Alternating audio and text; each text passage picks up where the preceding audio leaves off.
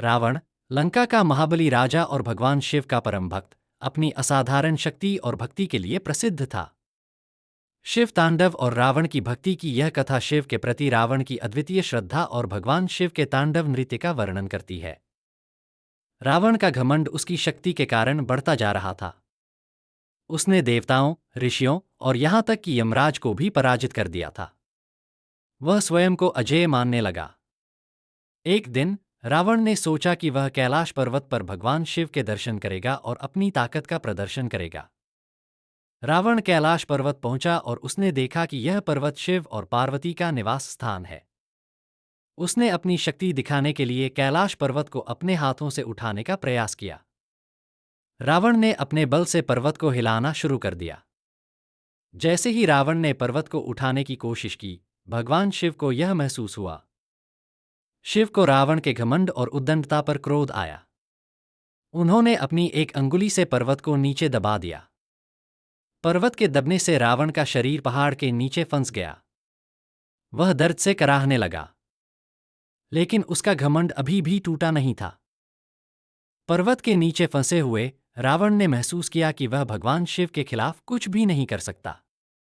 उसने अपने घमंड को त्याग कर शिव से क्षमा मांगने का निश्चय किया। रावण ने वहीं अपनी वेदनाओं के बीच अपनी करुणा और भक्ति से भगवान शिव की स्तुति में एक अत्यंत प्रभावशाली स्तोत्र की रचना की। इस स्तोत्र को शिव तांडव स्तोत्र कहा जाता है। यह स्तुति शिव के अद्वितीय सौंदर्य, शक्ति और तांडव नृत्य की महिमा का वर्णन करती है। शिव तांडव स्तोत्र का हर श्लोक शिव के नृत्य, उनके गले में नागों की माला, उनकी जटाओं से बहती गंगा और उनके तीसरे नेत्र की शक्ति का गुणगान करता है। रावण की आवाज इतनी दिव्य और प्रभावशाली थी कि उसकी भक्ति ने भगवान शिव को प्रसन्न कर दिया। भगवान शिव रावण की भक्ति और शिव तांडव स्तोत्र से अत्यंत प्रसन्न हुए। उन्होंने रावण को पर्वत के नीचे से मुक्त कर दिया और उसे वरदान दिया।